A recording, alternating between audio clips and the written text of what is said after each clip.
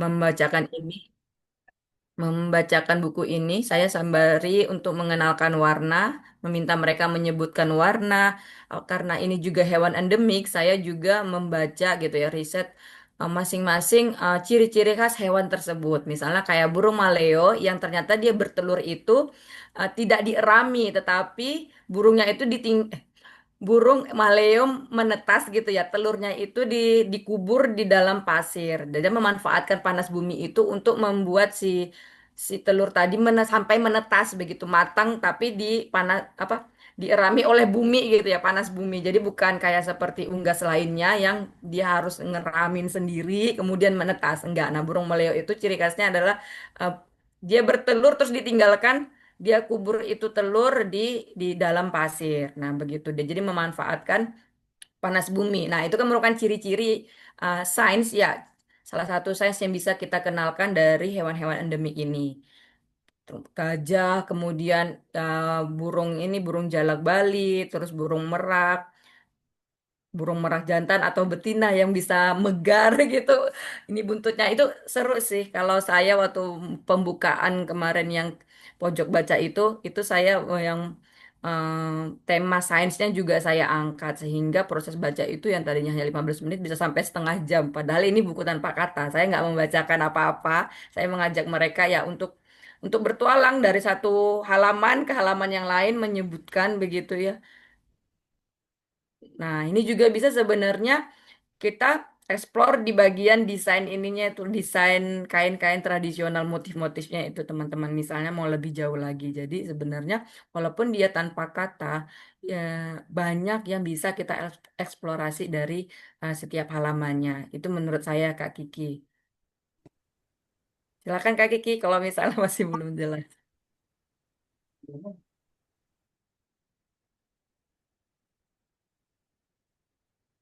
Bagaimana Kak Kiki? Ya, tiap baca buku jadi beda-beda ceritanya. Iya, betul. Jadi kalau dalam proses membaca buku gitu kan sebenarnya satu buku belum tentu selesai dibaca dalam satu waktu ya. Jadi apalagi anak-anak itu kan sangat detail sekali melihat eh, tiap inci dari setiap halaman itu.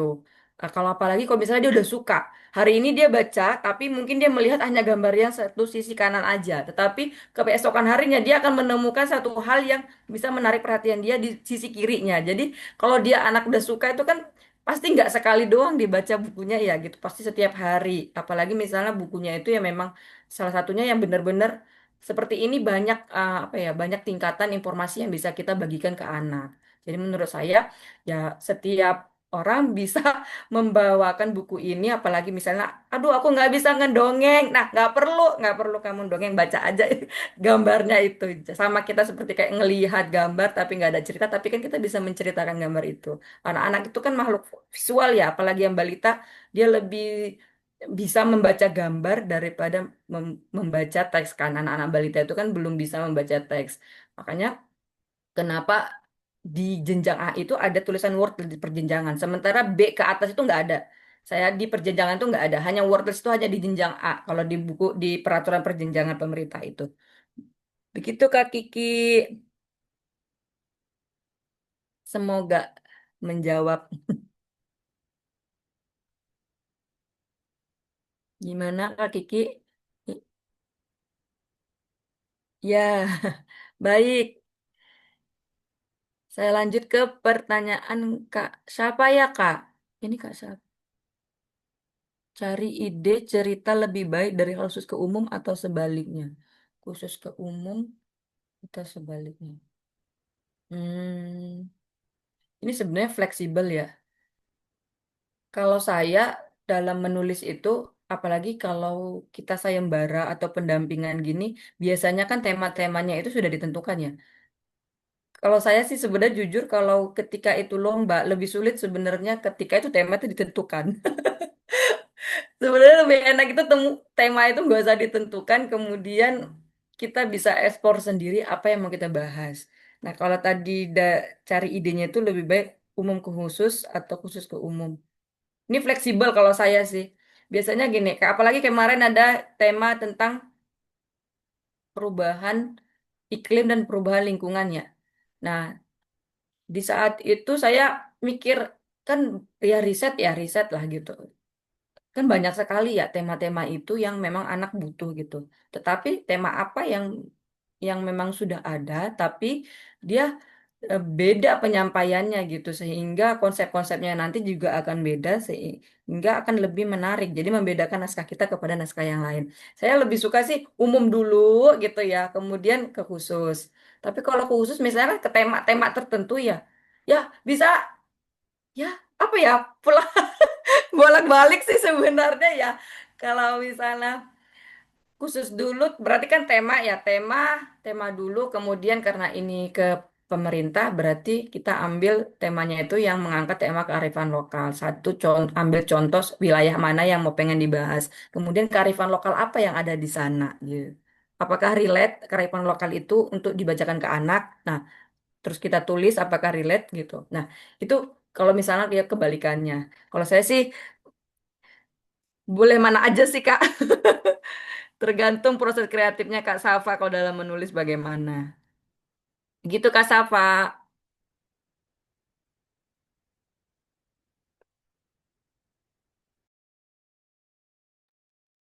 Kalau ada lagi yang mau ditanyakan, silahkan ya. Ada lagi nggak? Banyak udah nggak bisa masuk ya. Kalau nggak ada lagi, mungkin Kak Rida boleh memberikan closing statement-nya untuk kegiatan ini. Silakan. Iya, proses statementnya. Ya kalau mungkin sarannya kalau misalnya teman-teman yang mau mulai nulis untuk proses pendampingan kurasi CB atau non-tes itu sebenarnya bagus karena dia bukan sayembara ya jatuhnya ya. Bukan sayembara, jadi kita memang diberi kebebasan untuk berkreasi untuk menghasilkan bacaan yang bermutu untuk anak Indonesia. Nah, tinggal nanti ketika itu BIMTEK itu kan kita akan dipandu benar-benar didampingin mereka gitu. Jadi ada mentor yang memandu kita agar naskah kita itu cerita kita itu menjadi lebih baik untuk dibaca anak-anak. Nah, jadi kalau misalnya pengen mencoba sama seperti saya tahun kemarin benar-benar perdana itu ya di Kurasi Sibi, teman-teman. Jadi ya jangan malu untuk memulai. Kalau misalnya um, ya berbanyak riset, kemudian ya jangan malu untuk kenalan sama ilustrator karena kan ilustrator juga sama loh seperti kita juga dia malu untuk berkenalan dengan penulis. Malah kadang aku sungkan gitu. Enggak, jadi kita nggak usah malu-malu deh gitu. Jadi kenalan aja, ajak mereka bekerja sama, mereka pada senang. Ilustrator itu sebenarnya senang banget diajak kerja sama karena ilustrator sama seperti kita nggak bisa gambar, dia juga nggak bisa nulis. Jadi benar-benar untuk menjalin kerjasama itu ya dimulai dari perkenalan. Jadi bagi yang nggak bisa gambar, yuk kenalan gitu sama ilustrator. Kita bekerja sama dengan mereka. Baik-baik kok mereka open banget kalau misalnya diajak kerja sama. Gitu sih dari Kak Nita. Baik, Kak Rida, terima kasih banyak. Sebelum kita tutup, teman-teman jangan lupa diisi absennya ya. Terus kita foto bareng nih sama artis kita hari ini kan. Belum tentu pekan depan dia mau ikut gitu. Boleh silahkan yang mau buka kamera.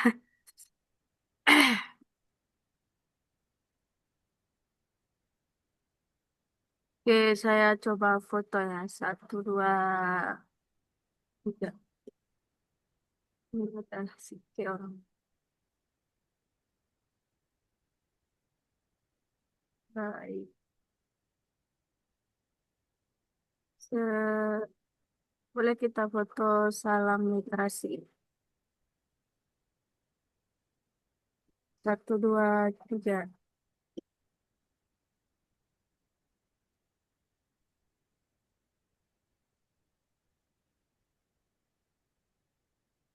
Makasih banyak Kak Rida udah bersedia meluangkan waktunya. Mudah-mudahan teman-teman yang ikut hari ini bisa ketemu Kak Rida nanti ya. Tahun depan mana tahu ada kurasi CB.